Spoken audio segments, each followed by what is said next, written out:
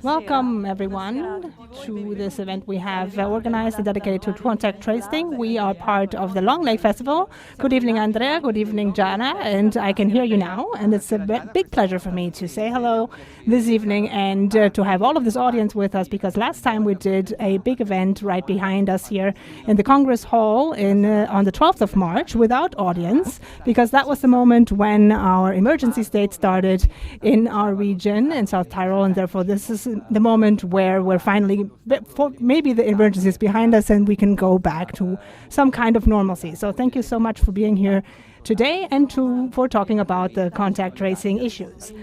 And we were saying that right now we need to be a bit distant still, but we're very happy to see such a big audience here with us this evening, and thank you so much for being with us.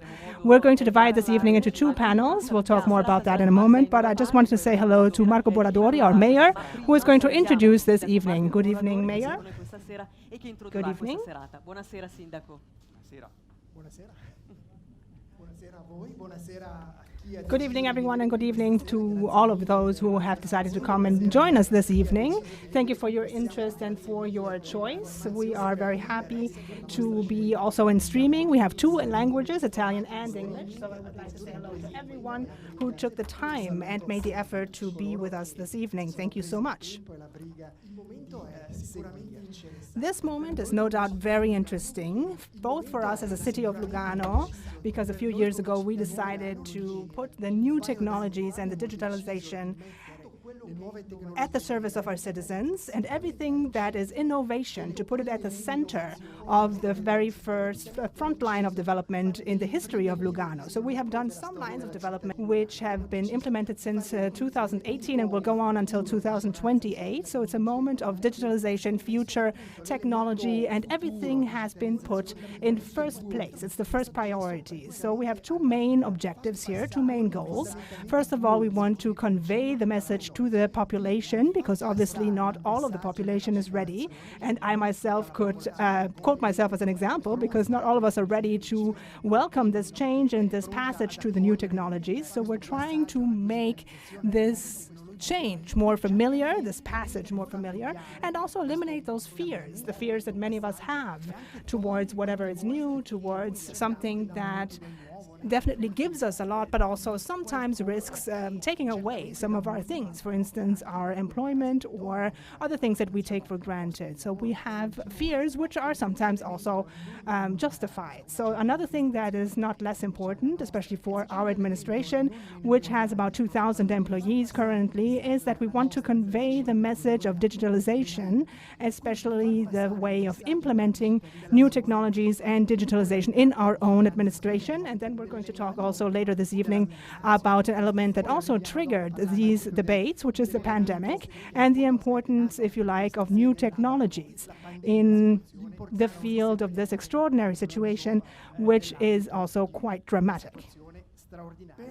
So in order to convey this message, as I say, we have decided about 1 year ago, a little bit more than a year ago, to create a tool, because it's all very nice to talk about digitalization, new technologies, and so on. And I say, okay, it's very nice, let's make that a priority, but then what do we actually do?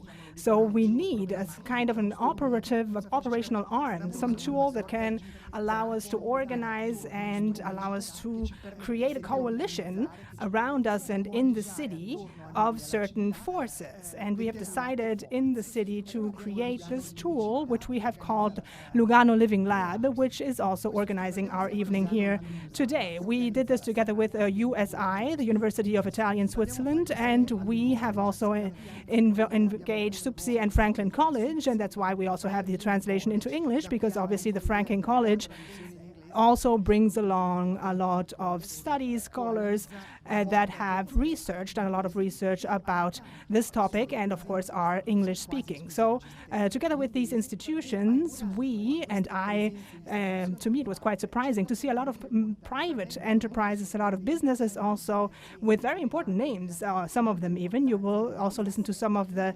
representatives of these companies tonight who decided to join us and work with us. And that's how this was all born, this idea of making these institutional meetings and also non-institutional encounters where we could talk more about what we could do to reach these two goals and to make new technologies closer to the people. So we decided, for instance, on holding the Digital Day, which was one day in the beginning of September of last year, which was very successful, and several other events and initiatives. So saying that this is one of our goals is, of course, inclusion. Inclusion because we don't want anyone to feel excluded from this phenomenon, from this project, and we want to create a moment of meeting and of education so that we would stop being afraid of these new things that are becoming part of our world. So whether this is something we can actually achieve or not is a different issue, but it's something we are trying to do. Then let's talk about this evening. In fact, why did we decide to have this special debate this evening? Because first of all, we found two moderators who have worked very often with us, and in fact, we just saw each other 2 days before the lockdown was actually started, at least in our region, and then also because we have 10 other speakers present with us this evening, divided into the two panels, as I say, with 5 speakers in each, and each one of them is an expert in his or her own field. So they are perfectly aware of this topic and they have something interesting to tell us. We've always tried in these events that the audience who comes to listen to us could have the chance of listening to people who really have something to say. So not just, let's say, hot air, but something that actually comes from their own experience, from their own scientific background, and something that can really contribute to enriching all of us. So that will be the same this evening, and we'll also listen to people saying that COVID-19, so the coronavirus, is a phenomenon, of course, that no one could have imagined, something that absolutely revolutionized our world and our lives, and has put us into contact with a healthcare reform which in just a few weeks had to intervene and had to become operational. So there's been a lot of pain, there's been a lot of suffering, and even a lot of deaths, unfortunately. And I'm sure that none of us would like to experience this experience of not being able to accompany people who are dying, dear and loved ones who are dying into their last moments. So we tend to forget, of course, about bad times, both in our behavior, because we would like to maybe free ourselves from these 2 months of very difficult situation, but we need to remember this moment in our lives, because it also was a moment that allowed us to understand why technologies are so important today.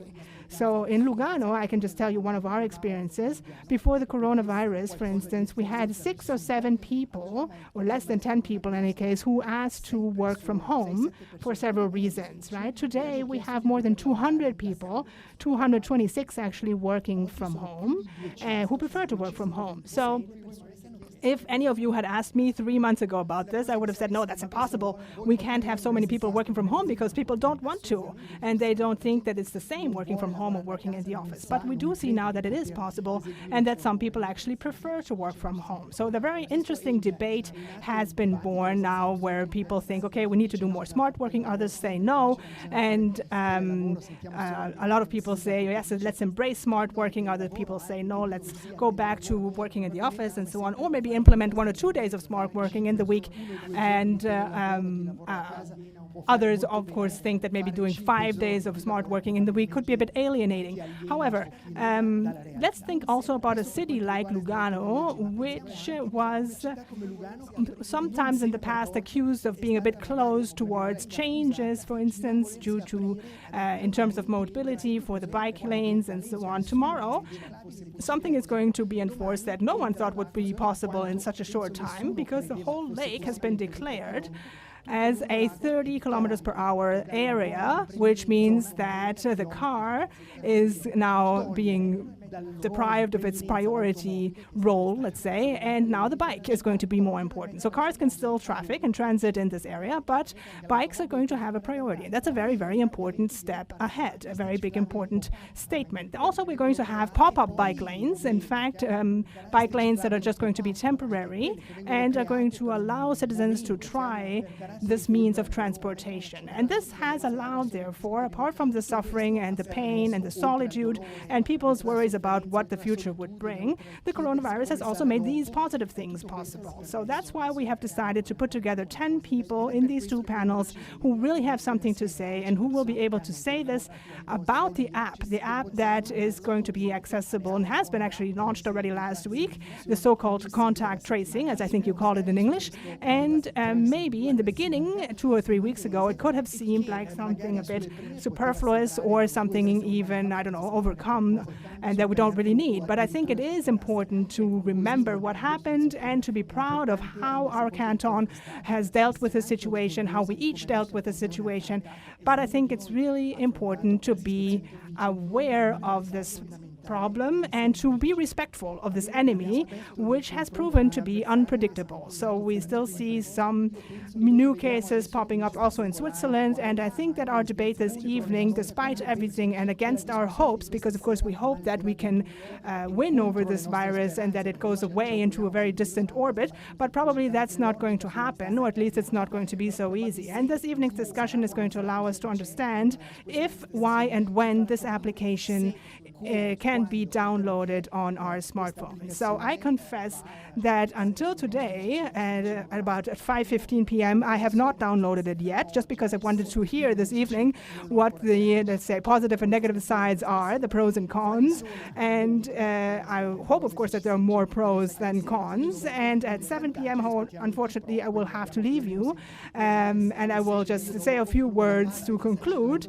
And then we will see if the 10 speakers we will listen to tonight have solved this issue that has to do with the privacy, which is a very important issue that we're all a bit concerned about. And we know that with our smartphones, of course, we send our data, our personal data, out there and everywhere. And let's hear how serious this is and how many consequences could come from this. So let's see in a couple of hours when we know more about this issue. So thank you all again for being here, and I would now really give the floor to people who can say something interesting and important. Thank you very much, Mr. Mayor. So yes, as you've said, we'll see you again after the second panel. And this evening we have two panels, as announced. We're going to have one panel about contact tracing, surveillance, private sphere and social sphere, but we also think about, we're interested in knowing what society thinks about this and the citizens. So yes, we're very interested, and the city of Lugano and the app has already talked to people out there in the city, so the Vox Populi, and we are going to listen to them now to just enter into the debate and give the word to our population. So let's listen to an audio. Possiamo quindi far partire l'audio.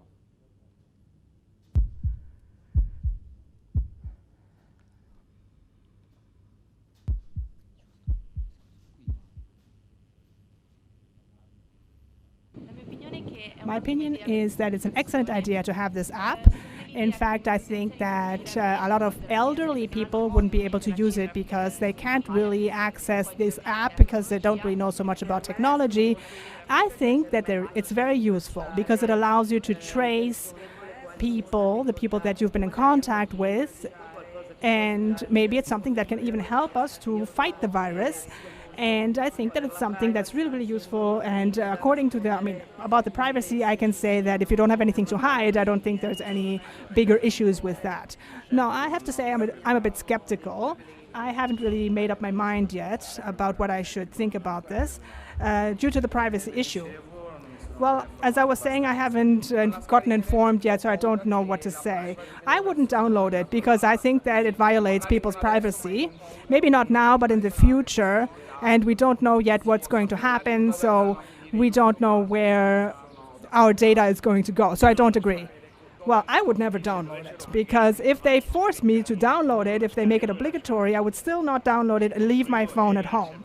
And that's because of the privacy issue. I'm not sure at all that I'm not going to be traced for other reasons and also in the future.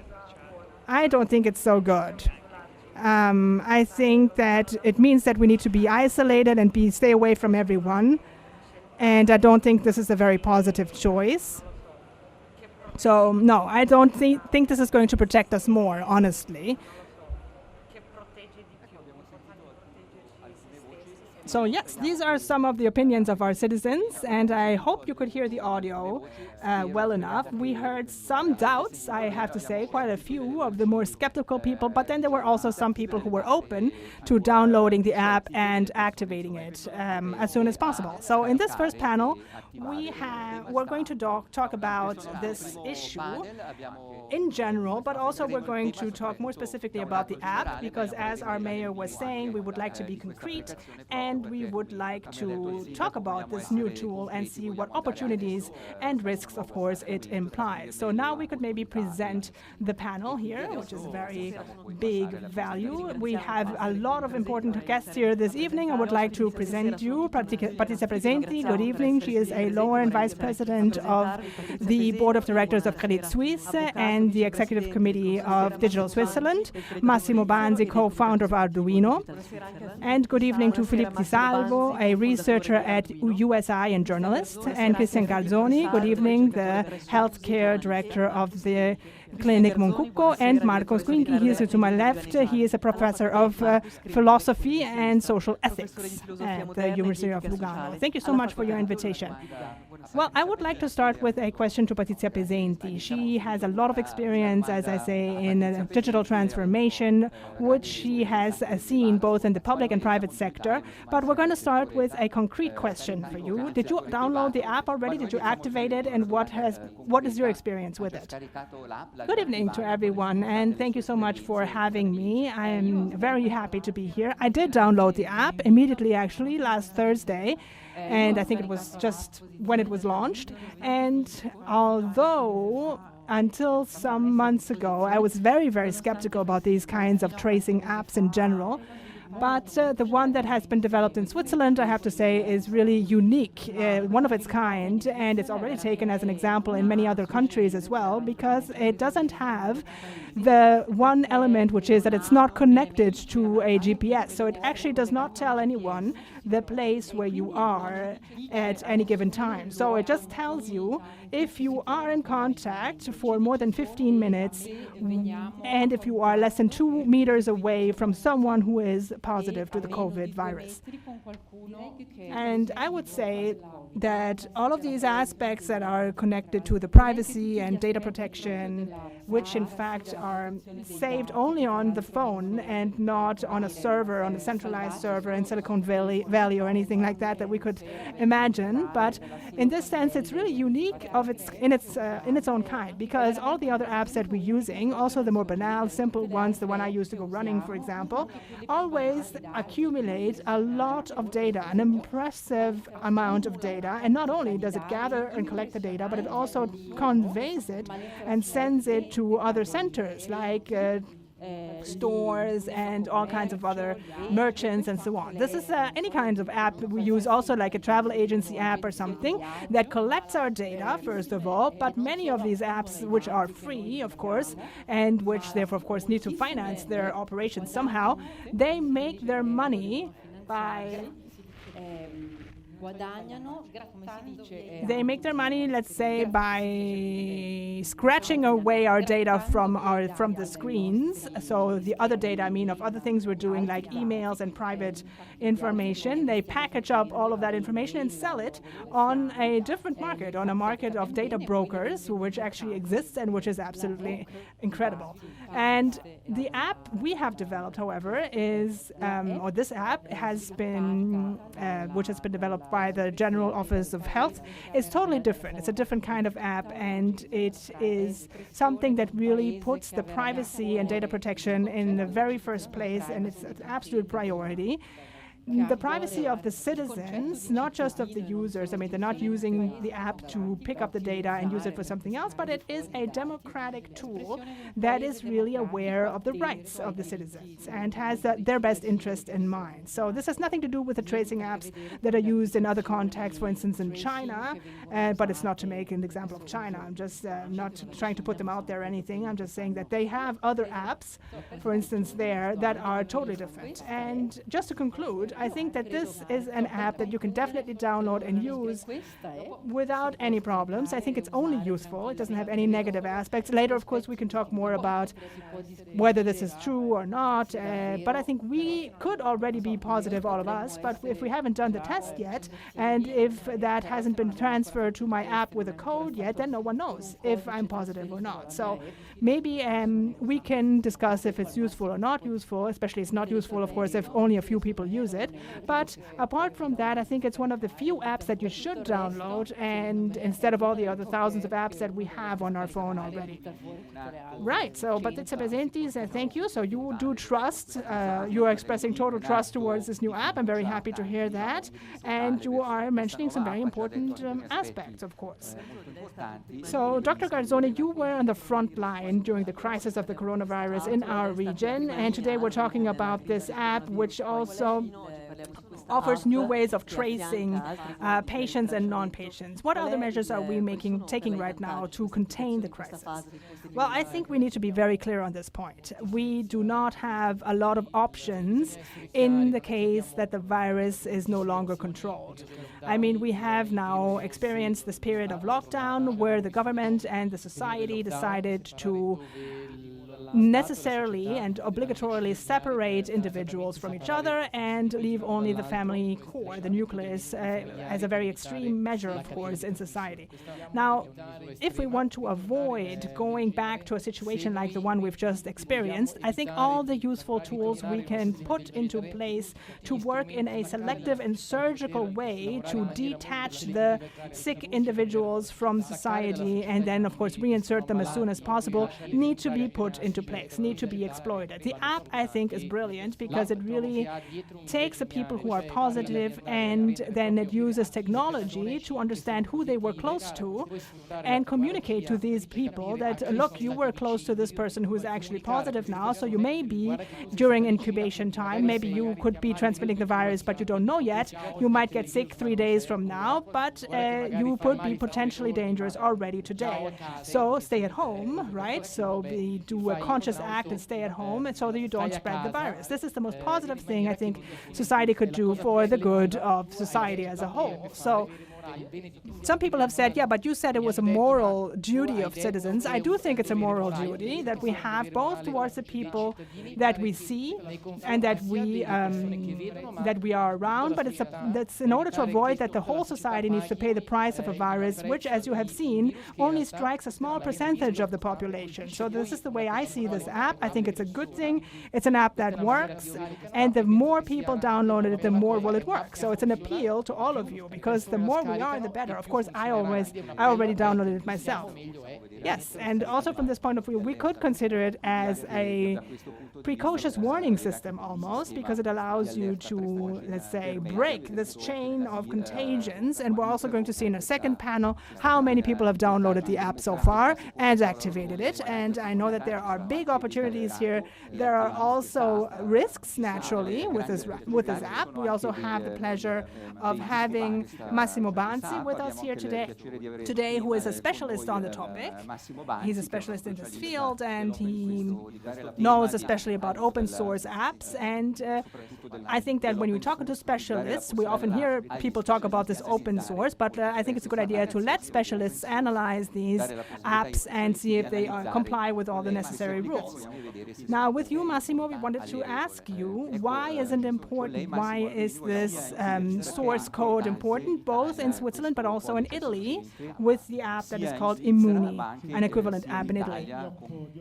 Well, I deal with open source, exactly, and the idea is that all of the apps that we have on our phone are written with certain programming languages, and there are sequences of instructions that tell the smartphone how to implement the app. And the majority of apps that you use have a secret source code, but so you don't see it. But I mean, there is a possibility of spreading the source code of this app, which could also have the purpose of checking if that this application is doing what it actually says it does. Because the problem, of course, arises when a government says, okay, install the app and it's going to be fine. Then, of course, a few people who deal with security say, no, wait a second. Let's see what it does exactly first, and then let's see if we should download it. Because let's not forget that in one of the countries, the Gulf countries, they wrote this code in a wrong way, and then they erroneously published the personal data of thousands of people the next day. So that's, of course, not something that is a lot of fun to witness. So I myself, in fact, had one of these issues with the app Immuni. I'm an Italian citizen, although I've lived here for 10 years, but I don't trust the Italian government, first of all. And so I downloaded this app. It was okay, but then I installed it, and I said, no, I don't think this is a good idea. So we asked, with a lot of people who are more important than me, we asked for this source code to be published. And then afterwards, we noticed that the app was well written, and that somehow what they published was, in fact, the source code of the app that people installed. So we were able to check that the quality of the application was good after all. But we always have this issue of, do you really trust the fact that the data that has been collected is only going to be used by the government for that particular purpose, and that they won't do another, I don't know, decree tomorrow so they can use it for something different? I don't know. These are, I installed the Swiss app myself, not the Italian one. So, but that's my personal choice. No, he hasn't installed the Italian one yet. Okay. I mean, but the key point that we see here arising also in our first comments is the trust, right? The trust in the authorities that propose these apps and these devices. Yes. And we'll also see now in the questions that you have sent us from home, we'll talk more about this. Philip Salvo, you know that this is a very sensitive issue. I would talk more maybe about this app of Immuni. There was a big debate before the launch of this app in Italy, and it's the same debate we're having now here in Switzerland, since the app was launched on the 25th of June. But what kind of constraints were introduced for Immuni, for the Italian app? Well, let me just take 30 seconds to thank everyone for the existence of this event, because I think it's super important for us to talk about all this and for this to become a public debate, because it's something that concerns the rights of all of the population and of all of us as citizens. So I'm very, very happy and honored to be able to participate in this event. From a technical point of view, Immuni and the Swiss app are very similar, because as we were saying already in the previous speeches and previous interventions, they are both using the most positive frameworks and protocols, and the most reassuring protocols from point of view of privacy. They don't collect a lot of data. They use Bluetooth and not GPS, so the, say the identifying data of the users are practically equal to zero. So from that point of view, from the point of view of the privacy, I think they've done an excellent job, both in Italy and in Switzerland. Although, of course, there are different apps, but similar, let's say, in principle. This was not something that was obvious, I mean, because Italy also participated in various, let's say, problems or issues online during these 3 months of the lockdown. So I also myself had some issues, and I feel very relieved that we're now finally exiting this situation, which I found quite frustrating. But let's say it wasn't obvious that these decisions would be made, especially in Italy, where it is a very solidly democratic country, although dysfunctional in some means. They were even looking at the model of China, Singapore, and so on. And I was saying, okay, careful, because we're talking here about dictatorships, which are not exactly, you know, the essence of democracy. So I would say it wasn't obvious that this would happen. We thought there was going to be a total tracing, and we thought that privacy would be an obstacle, and so on. And there was a lot of studies and research done from people who study surveillance and know about all of the regulations we need to normalize these situations. This was not necessary, because the decisions that were made were responsible, and they really respected privacy. And I really thank everyone also for participating in that, so we could avoid all of these big issues online and problems that we have had with safety. And I'm both Italian and Swiss, so I'm not going to, you know, put down any one of the two. But from the point of view of the privacy, I have to say that these apps are very careful about the privacy issue, and they really safeguard the rights of the individuals and users who use them. So as Massimo was saying, what is going to remain after this from these infrastructure? So in Italy, for instance, we have this framework where we have a system of solutions provided by Google and Apple, which are the two private actors, of course, of a certain kind, because this is more a political issue, of course, which is not so technical. But how much will we want to use these two colossus, these two giants, let's say, to find new solutions? But let's say in the more immediate future, I think that these apps are good, more than excellent from the point of view of privacy. We still need to see how effective they will be, especially in Italy, I would say. But I wouldn't want to be too optimistic either, saying that the app is going to save us from the coronavirus. I don't think that's the case, but it is definitely a very good tool that can help us to guarantee a more effective response, no doubt. And of course, people are still going to be saved by doctors and by examinations and not by the apps. But still, it can be a support. And in Italy, of course, now the situation is, of course, becoming a bit better because we are also doing more examinations and so on from the clinical point of view. But from the point of view of the privacy, I do agree with everything we've said so far. So I would say the experts here are telling us that both the Italian and the Swiss app do respect the private sphere, especially in terms of this element of decentralization you're mentioning, where the data, as Patrizia Pesenti was also saying, is saved on our smartphone and not on a centralized server. So, and also we already talked about here a very big topic, which is the app as a tool inserted inside a certain system, a certain value system, political system. And now I just wanted to ask one question for Professor Krink from the Faculty of Philosophy, Modern Philosophy in a Swiss university. Just to analyze the aspects that have to do with the private and public sphere and the discussions we have now had and previously also, we see that between private and public sphere, the borders are becoming more and more flexible, right? So what role does technology play in this dissolution of the borders between public and private? We also talked to the mayor. He was saying they have 2,000 employees, 220 more or less working from home by choice. So they now, thanks also to this experience with the coronavirus, they've chosen to remain at home and to work from home. So this is instead of going to the office, because this is a work that can be now done in a private sphere. Yes, the effect of the digitalization, well, during these 3 months of coronavirus, let's say, we've been catapulted into a new era, because already in the past we were a little bit there, but we now have this extra push, and a lot of people noticed during these 3 months that the digital world actually exists. We are already inside the digital world, so we have an app or we don't. But just to give you a couple of examples to understand, as we saw in the beginning of this evening, the typical technologies didn't want us almost to go back to our old world, right? So just think that in 2020 alone, we are producing on a global scale the same amount of data that all of humanity produced since the beginning and until 2020. So that's just amazing. And this speed is going to increase even more, because 10 years from now, we're going to have 150 billion devices connected in the world in 10 years' time. And we're also talking about the Internet of Things, which continues to produce big data, as we call it. And therefore, 10 years from now, every 12 hours, the amount of information is going to double.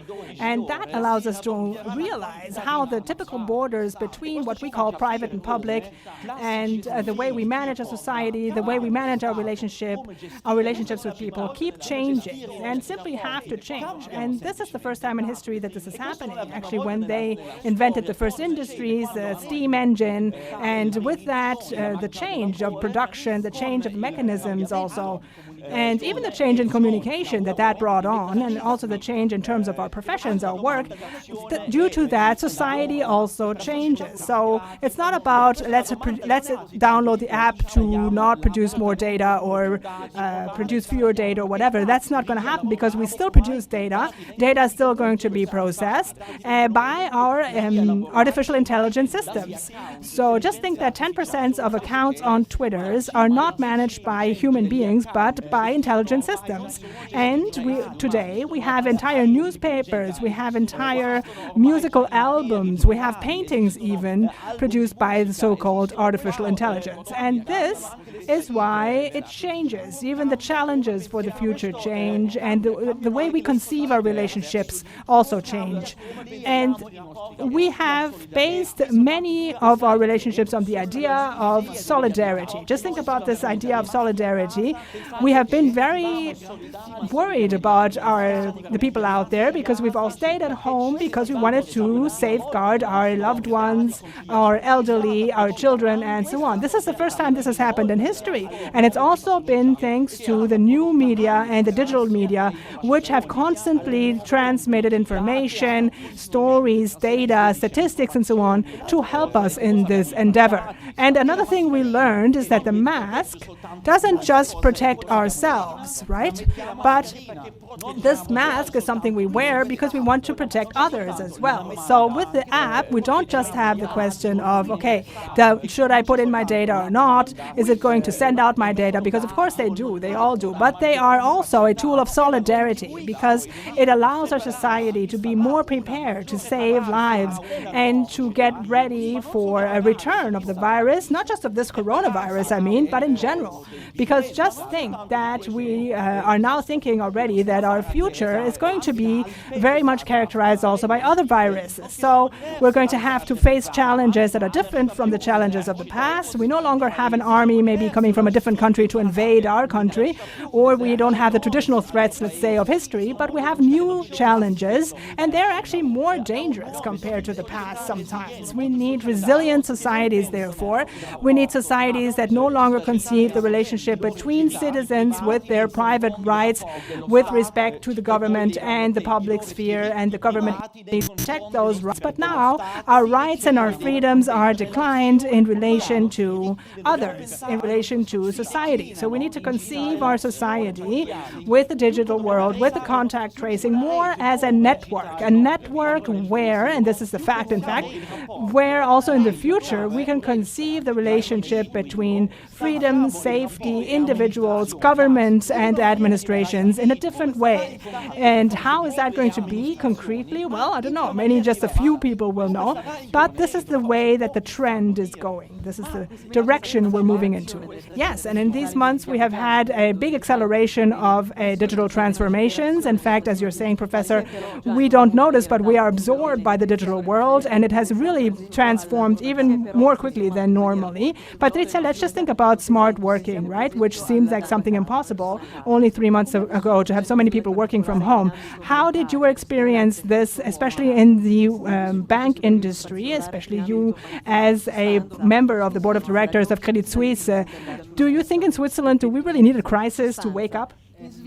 I think yes, but not only in Switzerland. I think all over the world. I think human beings in general need a crisis sometimes, yes, to realize situations. Every time we face a crisis, we tend to leap ahead, or sometimes back, but anyway, generally intelligent people leap ahead. And of course you need a crisis to shake things up a little bit. But then of course, that also supposes that before the crisis, there need to be things that already work. So to be very concrete, not just in Credit Suisse, but I think in all banks and in many other big companies, there was a passage towards creating home offices, exactly, working at home. And it was done, let's say, in just a week, 2 or 3 days, because suddenly everybody was placed in a home office, right? So, but not just for us, banks, but in general, I would say that for offices, this has happened, and for many markets, for instance, in February it didn't exist, but in March it had already exploded, and then there was also a program we had to implement to give more loans to companies. This was something that was implemented by various banks of the Confederation, and a lot of loans were given in just half an hour, 1 hour, or just half a day, which are things that were unthinkable only 10 days earlier. And this was especially due to people working from from home, and that's why it was possible. So in that sense, we do need a crisis to step it up. But in other senses, I mean, I was surprised because the infrastructure was there already, and it worked perfectly. This is very important to mention, I think, because we can talk as much as we want about the Internet of Things and about tools that talk between each other, things that talk between each other, but the infrastructure needs to work, because otherwise all this is based on hot air. So this data transmission needs to be supported by an infrastructure that really works. And this is what we have preserved in Switzerland. What I think we can take away from this is that Switzerland was ready for this passage, for this step, and for this evolution, more ready than we thought. And I think it's very interesting to notice that, and also the fact that we did all this in full respect of personal freedoms, right? And I would like to dissent a little bit from this vision that was just presented now, because I don't think that relationships, this way of living in a network and dissolving our borders and our rights and so on is really something we need to do. I mean, we're human beings. We need confinements. We need borders. I need to know that this is where I end and where she starts. And I need to know where my rights are, where her rights are. And we need an authority, I think, that can be a mediating entity if we don't agree, right? And if we don't agree on where this border is. And I call that authority a government and a state. I don't believe in a supreme network that will be able to do the same thing and have the same function. I think that this crisis really, in my view at least, it really led Switzerland towards a use of digitalization in a positive way, a well-done digitalization that is truly useful and functional.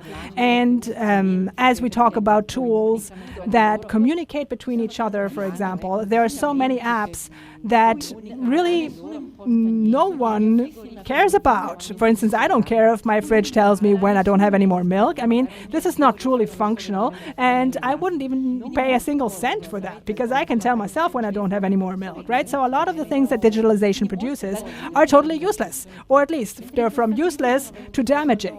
And I think that this crisis really showed us what things are truly useful, and I think that's really great.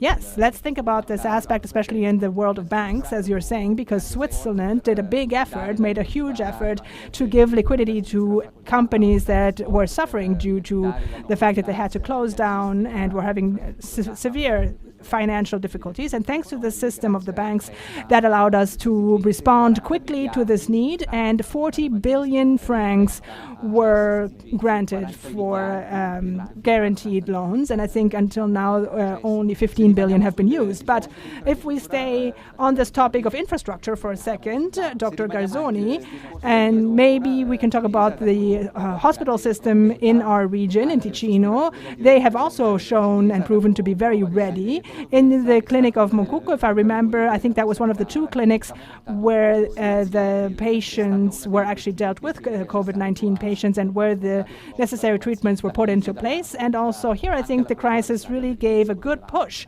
to this collaboration between public and private, right? Yes, let's say that the crisis came pretty quickly, and we saw this big tsunami almost that we knew was coming when, let's say, the problem was in China. It seemed that it was far away, but then, of course, it reached Codogno, and Codogno is right here behind the corner, but there was still nothing here. And then we sat down around a table, and we quickly needed to establish a project, design a project to try to guarantee this taking care of the citizens and the patients that were ill with COVID-19 and give this the basic treatments. And this collaboration of the healthcare network in our canton, which doesn't only have public and private institutions, but also, I mean, everyone, also on the territory, from ambulances, police, everyone sat around the table and contributed to create this project for the COVID-19 emergency. And what I found very important was that This evening we're talking about technology, but at that time we were just making plans. I mean, we just, in a very banal way, needed to have a hospital. We needed to have 200 people ready to organize a hospital that could welcome and host 200 patients. I mean, so there wasn't a lot of philosophy behind it or anything else. They were all patients that were very similar in terms of symptoms, and we needed to if I think about Mokuko, for instance, we created a plan that was a photocopy of the next plan, and we just needed to increase the number of beds so that we could take these patients in. And then gradually we closed down the beds and we went back to our normal operations. Yes, well, a difficult question I want to ask you. If in that period of great crisis, if we had had this app already available at the time, do you think we would have been able to avoid certain contagions? No? Well, no, I don't think so, because the big difference between now and what the situation was like in the middle of March or end of March even, when we had the peak, the exponential peak increasing, then I think that back then we didn't have a lot of testers, so we only knew people who were really sick, right? So remember that people would say, don't go to the doctor, only go if you're really, really sick. If you're just a little bit cold, then just stay home.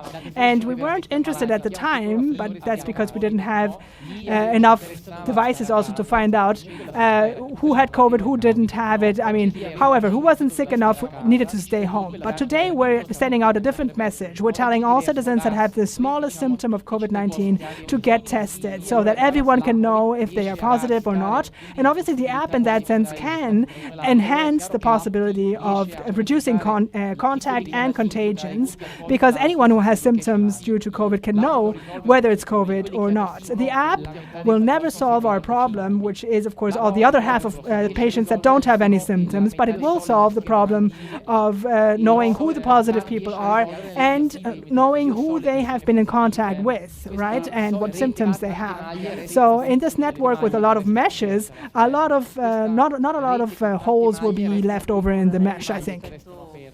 Right, so I would like to go back to you, Massimo Banzi, to talk about more technical aspect. Patrizia was saying that we have a lot of apps today, like the one to go running, that already use Bluetooth and so on. How can we avoid that our sensitive data, because this is data that concerns our health, ends up in the wrong hands, for instance, of companies? Well, I think the interesting thing here is that we don't really notice that we are wearing a lot of devices during our day even that simply collect all of our personal information. We even have the ear pods, right, that we now use to listen to music, and even that can be traced. So in Arduini right now, we have a lot of requests. We're receiving a lot of requests from different people around the world who want devices that they can install, for instance, on a tree, so they can trace all the people who walk by using, for instance, the Fitbit bracelet or something like that, that can trace what kind of physical activity you do, or the ear pods or whatever device we're wearing that could send out personal data and can be used to count how many people are out there who walks by and what their conditions are like. So we, of course, say no thank you, but that technology exists already, and you can build very similar, simple devices even, not too complex, that can detect this kind of data. Also because we could develop not too sophisticated AI algorithms to, yes, make some of these operations. I try to use Bluetooth objects very little, and I try to turn off all of the functions that they call advertising functions. So devices that tell other devices, hey, here I am, you know, I always turn all of that off. But I think you always need to be a little bit careful with those things and careful with the applications you install. So as you were saying before, for instance, if you have TikTok, any of your children have TikTok, just cancel it right now, this evening, because that is the absolute peak of applications that extract information from you. So if maybe some of the guests will mention this later this evening. But yes, you do need to be careful, because sometimes even simple devices can give you that little bit of information. I know that in my office right here, my neighbor has a Samsung television, because his television sends me the Bluetooth signal, so I know that he has a Samsung TV. So yeah, be careful.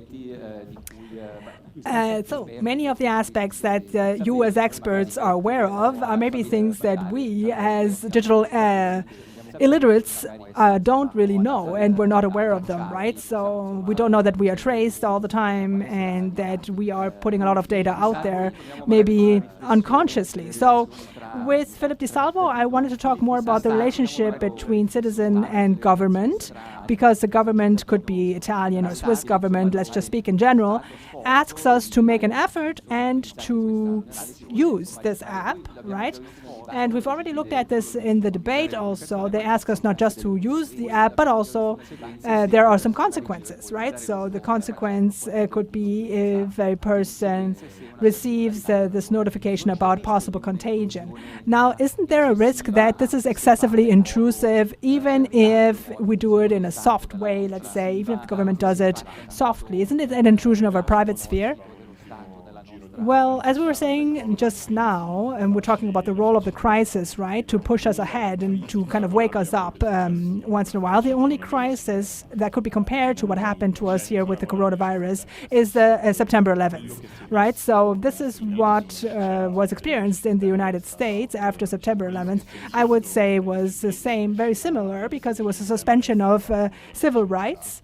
Temporary suspension. Of course, the U.S. was the country where was directly affected by this tragedy and responded in a certain way by authorizing much more, giving much more power to intelligence services, to police and so on, and allowing them to be more intrusive in people's private lives, right? So in 2013, many of the things that happened later also actually were born with the September 11th crisis. So I think it's true. We need to stay vigilant and always keep an eye on how democracy is working, especially in those moments when you see where your hidden enemies are, the hidden enemies of democracy.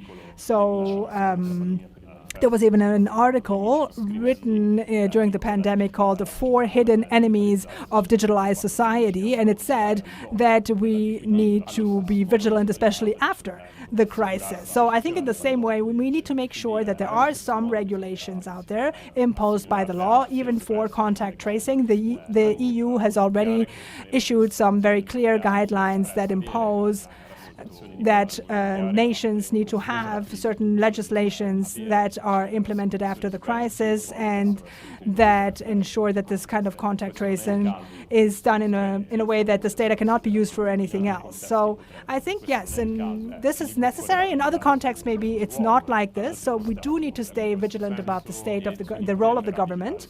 And in this sense, the powers that the government or other private actors could have and their influence on the private sphere of the citizens. This is, of course, a fundamental right, the right of privacy, and it's something that has often been considered during this debate as an obstacle to the fighting the virus, for instance, or other important issues. But privacy, I think, is more like a platform we build other rights on, and these rights allow us to say, okay, this is a sphere where no one can access. This is where we decide to be ourselves as individuals and as a community. So this is something we need to defend, of course, continuously. The best definition I have heard of privacy, now without becoming too academic, is something that comes from Edward Snowden, in fact. And he said in 2013, he gave a definition that I think is also useful to break down some of the commonplaces that we even listen to in some of the audios that we listened to in the beginning of this. Like people say, okay, I have nothing to hide, right? But that's not necessarily true. We all have something to hide. We all hide our medical data, for instance, or the code of our credit cards and so on. So Snowden, by answering to this criticism, was saying that if you say you have nothing to hide, so you have nothing to fear, is the same thing as saying, okay, I don't have anything to say. But it's something that we need to guarantee that the balances in contemporary society are always maintained in place. So I think the right to privacy is a fundamental right in this sense. You're talking now about the guidelines of the EU that are issued for various countries and so on. And this, Professor, is something that concerns the law, but also ethics, right, and philosophy. You as philosophers, what role do you have to help the governments today? Well, that's a very good question, especially what could we do or what indications should we give? And maybe I can respond to the provocation that you made before, and I'm happy, in fact, that my provocation was picked up by you, because I didn't say that we in Europe think that our rights and the relationship between individuals and government are something that should not be preserved. What I said was that in the digital field, the parameters of how we have determined these relationships so far are somehow redefined. So the whole challenge is exactly here, and you were saying this before, that how can we take this idea of fundamental rights into a digital sphere? How can we rethink, for example, the relationship between individuals and administrations and governments in this new reality? Because certainly they will no longer be the same definitions of the past. To give you a few examples, the big companies out there, digital companies of the United States, for example, have a financial volume and even an organization, because they have a lot of sub-organizations which already are somehow the competition of what we have defined as a state. Facebook, for instance, with 1.6 billion users today, determines political elections, right? And this is something that is already happening, and that happens because this new sphere of the digital world is accessing our reality and is forcing us to rethink these concepts. So we are willing to yield some freedoms to have more security. That is something we have noticed, for instance, in the past 3 months, and it's something that cannot go unobserved. So the whole population from one day to the next was forced to and willing to yield all of their fundamental rights, really. And that's something very interesting. I'm not saying that this is something inappropriate from the point of view of politics, but the fact that it could happen is something that can be useful to a lot of the big companies that are constituting themselves with a lot of power in this new digital sphere and world. And one last aspect, and then I'll answer your question as well, is let's take China. China uses, in order to exert its power, right, so to move this idea of freedom towards security. For less freedom, you get more security, more safety. It's doing this by means of digital technologies. This was not like that in the past. 10 years ago, we had the Arabic Spring. We had the first who fought for human rights in China, and they used the internet. It was the medium of freedom, because social media were the means of people who were fighting the regimes. This today has changed very much, because today, often, these technologies are at the service of big powers and of the most powerful people. So China, with all of its population, think about how much data they produce compared to the other countries of the world. China invests on these new technologies in a way that we cannot even fathom. So I could go on, but let's go back to your question and to Europe. So do we have something to defend? Yes, we have to defend our idea of human dignity, and I agree perfectly with you. Our idea of what the individual is and what the ethical principles are that need to transport us and even transmit our legal and judicial principles, right, into this new reality. So it's interesting that the European Union between 2018 and 19 was one of the first political entities in the world that issued guidelines or ethical principles for the future of artificial intelligence. And why? It wasn't to tell programmers what they needed to do, but it was to think about how a society would be where the presence of the digital world was perfectly part of our everyday life. So I'm not saying that some things will disappear, because hospitals will continue to be there. We will continue to take care of people. We will meet up in restaurants and bars and so on. But the mechanisms of society will change. And the philosopher, precisely, has the role of reminding us that this trend does not need to be the same all over the world, in the US or in China or in Russia or in Europe. But in Europe, for instance, in terms of technology, we're not doing so bad. But we are very much behind other countries. But we do have one big advantage, which is that we always succeed in combining new technologies with ethical principles and human values. And this probably is going to give Europe in the future the possibility of managing this reality in a different way compared to what India is doing, or China, or the US. and also of representing one particular characteristic, which and an interest for humanity all over the world. So it's a kind of digital humanism, you could say. Yes, digital humanism. Well, true. This is something we've already mentioned a few times in this debate. And this also reflects the system that we are in. But to find a concrete example before we go on with the questions that we have received through our web forum from all of our audience and citizens, Patrizia, I would like to go back to the electronic dossier, right, which was something we've been talking about for several years, and for several reasons in Switzerland we have been late with the development of this. Even today we are having the financial checkups and so on. But also here our region of Ticino was really a pioneer, right, with this electronic dossier. Yeah, well, I can say that this was something very interesting because our region developed the first project concerning this digital dossier of patients in this region, actually in Lugano, in 2002 already, 2003. And we had established a law. It was an experimental project, but it was a very, very interesting project already at the time. And the idea was that we needed to use a kind of a credit card with a specific chip that could record the patient's data, and then the data could go to the doctor or to the pharmacy, and this data could be read by the doctor or by the pharmacy. So, of course, this would make treatments much easier and also the containment of costs, and it eliminated a lot of different analyses and double checks and so on that doctors naturally do spontaneously, right? They always have to constitute a percentage of checks. So Ticino already in 2003, 2004 was totally avant-garde in this with a project that has not yet been implemented all over Switzerland even today. Some cantons more or less are getting there, but not really anyone is using it concretely, I mean, on a national scale. And I'm saying this because we're here in Lugano. It would be really nice if this particular region could go back proudly to having this pioneering role, which it has had for several decades, and present solutions for all of Switzerland, even in the digital sphere. And being really the first, and in this case, with a 20-year head start. Well, thanks to the Lugano Living Lab, we've received some of the questions from the audience, and I would like to share these questions with you now, because we've had the privilege of listening to their curiosities, and it would be nice if you could answer them.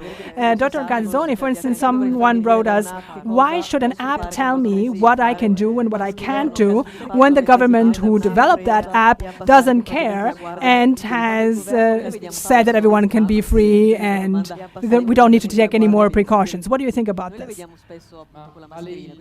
Well, I have to say there are two principles. One is that the government, of course, has a law. There's a law on epidemics, and that gives us the tools for the well-being of citizens to limit freedoms. This is something that was applied in the lockdown phase to increasingly limit people in order to later, of course, open them up again due to the second principle, which is a proportion.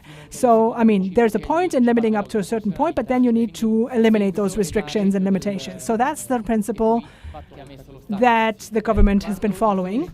Now, when the numbers started to decrease, the lockdown took numbers down to almost zero, and now we're, of course, rising a little bit again. But in our canton, we are a happy island, I would say, with just a very few isolated cases. And obviously, it would have been exaggerated to tell everyone to stay home just because we have a few cases, and it would have been exaggerated to leave the same safety measures we had before. Then, about the timing and how they were lifted, these restrictions, well, I can say that the government today gives a lot of responsibility to all of us as citizens.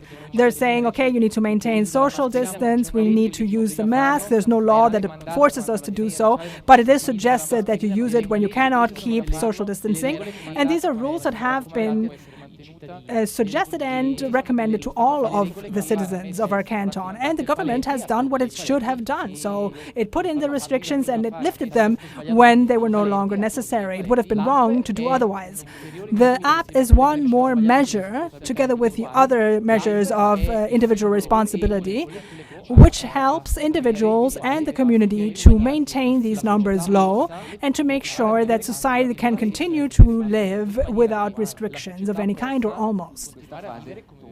So yes, in this stage, I mean, the responsibility comes back to us as citizens and to the canton, of course. And in this moment, the Confederation is saying, yes, the cantons need to solve these issues on their own, the issues that we are seeing now today, in these days in Zurich and in other cantons, right, related to certain risk situations in particular. Another interesting question we received, and that I would like to ask Philip Di Salvo and also Massimo Banzi as specialists, is from one citizen who asks or says, I'm very perplexed about the fact that two companies who are enemies, like Apple and Google, strangely agree on developing a common protocol. Did they do it for the good of the community? That would be nice to believe, but very difficult to believe. Or is it because the interests are so high that it was worth it for them to do so, so it was better to split the cake? Well, yes. I mean, the citizen who's asking this question needs to understand that these companies are in Silicon Valley, but it's not like they're here in Mendrisio. I mean, the people who work in that company can switch from one company to the next anytime, and they all know each other. It's not like they're arch enemies or anything. I mean, so it's easy for them to agree on something like this because they can just say, okay, we either find a common standard here or we're never going to solve this problem. And then, of course, there have been many jokes made also about the fact that there are a lot of infinite amounts of standards, and once you're finished with one, then there's another standard in a different place and so on. So I think it's natural that working groups of people agree on these things, because if they don't agree, we're going to have a billion different apps and they're each going to be different. So also I think that in recent years, they have tried to be more respectful of privacy, so Google especially. So let's say I'm not so skeptical in this case. I'm sure they just met up in a bar, the four important people that can make that decision, and said, okay, let's reach an agreement. And then that's how it became what it is today. So, but yeah.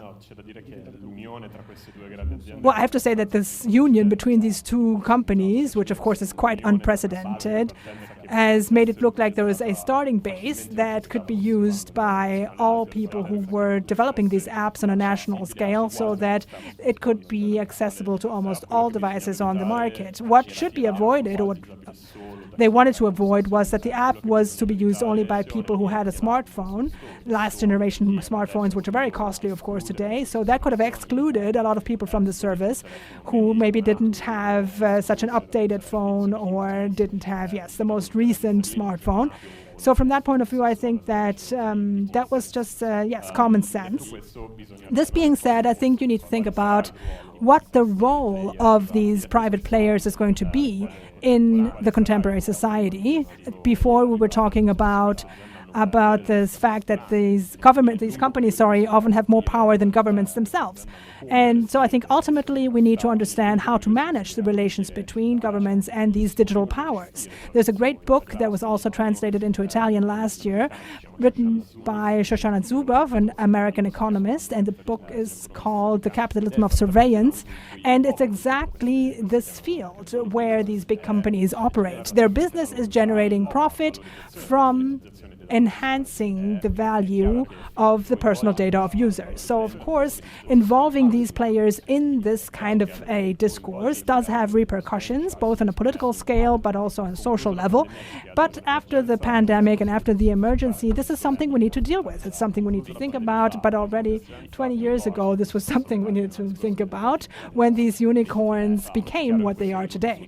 And this, of course, is something that was also happening due to the neoliberalist policies that have been implemented in recent years, and that's why this world has become so powerful. And the pandemic can remind us maybe of the role of the government in these dynamics, and consequently, I hope, of course, that there will be a more direct intervention from the governments in regulating this power, and even in the influence that these players can have in people's lives. Another sensitive field is the technologies of surveillance. Amazon, for instance, does this quite often, and it's one of the companies that is most involved in these issues. It's one of the biggest producers of facial recognition software, for instance, and this is something we see these weeks also with the demonstrations in the US, how technologies created by these companies are used as technologies of oppression if they're put into the hands of the police or even of the army. So we need to reopen that discussion somehow, which has been left aside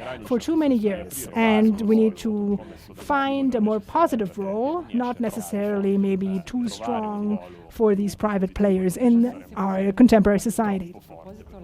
If I may add something, the app that was developed by Switzerland, in fact, is precisely an answer to these issues, I believe, because I think that governments, if they themselves had the courage to invest much more, for example, on artificial intelligence, they could also write down the ethical terms and the legal terms even within which this development needs to take place. Obviously, governments shouldn't entrust only private companies with this development, but the example of how this app was developed, for instance, I think what is really exceptional about it is that it is an app developed by a government, in this case the Swiss government, which is really created in favor of the citizen. It's made for the citizen, and it's made within a democratic context that really considers all of these factors. But I think it is up to governments to take on this responsibility. The governments need to, for instance, develop technologies for facial recognition, right, if they think that it's useful for the police. And that's going to be a different app compared to the one that is developed, for instance, by Amazon or Facebook, if the governments develop it. Yes, to link up to that, Patrizia, I would maybe ask one more question to Professor Krink, which is the question that also leads us to the next panel. Someone wrote us that maybe this app is a excessively powerful tool for governments to manage it correctly, and the citizen asks, probably, if we look at China as an example, there it was effective because it was mandatory and everybody had to download it. But in a country like ours, where in front of our federal palace, for instance, people were complaining that they were going to be limited in their freedom due to this app, for this reason, it's not going to work in Switzerland. So on the one hand, it works too much. I mean, it's too intrusive. People don't want to download it. And this is, of course, what this person is saying here. But the question is, is this tool maybe too powerful, this app? Yes. Once again, this is a circle really coming to an end, because it's the issue between freedom and safety. So this thing with facial recognition, if we introduce facial recognition because we can recognize criminals easier, fine, but that will definitely limit our freedom. So if we use AI and that can reduce, I don't know, X number of deaths on our roads per year, fine, we would probably agree with that. But that's why I'm saying these are very open discussions. I mean, the same thing with the app. Certainly in totalitarian regimes, and this is why some people said in the beginning, I mean, the appeal of totalitarian regimes in March or beginning of April when the crisis broke out was great. But we can also see that, luckily, this enthusiasm then was reduced, right? And in the end of May or June, we started to become more convinced that our democratic systems are maybe not so bad and are maybe not much less effective than totalitarian regimes. But then, were the measures they were taking really effective? Were they really ready? And a lot of people were really surprised at how well we reacted and how quickly we reacted. Then other people, obviously due to this app, for instance, this cannot happen due to decree. It cannot be imposed on the civilization, I think. I mean, that would be too limiting or too restricting of our freedom, but it would work simply if we all have it. So how should democracy work in this case? By means of a public discourse. I mean, in a democracy, we can agree on certain things, not because we call upon the government and ask the government to intervene by constraint, but because we create a climate, an atmosphere of debate, of solidarity, and of convincing each other. And this is how you can tell if a democracy works or not. That is why I was saying before, this idea that we're all inside a network of solidarity is kind of a new vision. It's something that I hope after this crisis will be happening, not because we will have fewer institutions, but just as an addition, because democracies can work only if we have citizens who are truly committed, who really participate. And otherwise, this passage from freedom to a totalitarian state is very, very short. And we've seen it in these months, right? We've seen how short it can really be and how important it is in the sense to cultivate democracy and the mechanisms of democracy that the media are part of, and all of the other actors and associations and everything that is part of a civil society. And that is why this powerful tool, yes, it's powerful, but I would say it's powerful, I hope, in the hands of citizens, in the hands of civil society. Yes. I would say this is a very good way of concluding this first panel. And we've seen, especially in this phase, as Dr. Garzone is saying as well, we are now in a more calm stage, especially in our region of Ticino, but we are still, of course, alert because there's always a fear that this could all start again. But during the serious crisis, we also accepted strong restrictions to our freedoms. So not an authoritarian regime like in other countries, but definitely a state of need and emergency that, as we now see, is being lifted here, at least in our region, and we don't really perceive it anymore in our everyday life, but we will never forget it, that's for sure. Yes, thank you so much to all of our guests. Thank you all for intervening in this first panel. Massimo Banzi, Philip Di Salvo, Christian Garzoni, and Marcus Krinke. Thank you all. Massimo Banzi, Filippo Di Salvo, Christian Garzoni e Marcus Krinke. Grazie davvero. Grazie.